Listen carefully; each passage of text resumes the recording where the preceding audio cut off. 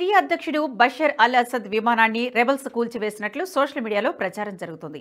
Hayat Tahrir al Sham నేతృత్వంలోని తిరుగుబాటు దళాలు రాజధాని డమాస్కస్ పై పట్టు సాధించడంతో అసద్ కుటుంబంతో సహా నగరాన్ని వీడి వెళ్లినట్లు తెలుస్తోంది.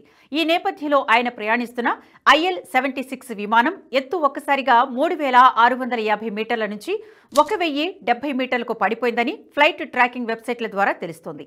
ఈ విషయాన్ని ఈజిప్ట్ రచయిత ఖలీద్ మహమ్మద్ ఎక్స్లో చేసిన పోస్టులో తెలిపారు. ఈ ప్రదేశం లెబనాన్ గగనతరం పరిధిలో ఉంది.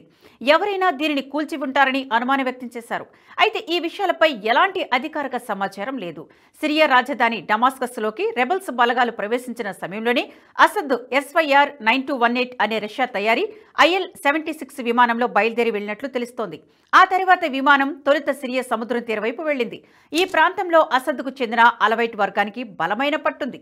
కానీ మధ్యలో విమానం హఠాత్తుగా వ్యతిరేక దిశలోకి తిరిగి ప్రయాణించడం మొదలై ఆ తర్వాత ఫ్లైట్ రాడార్ మ్యాప్ నుంచి అదృశ్యమైపోయిందని USA టుడే కథనంలో పేర్కొంది.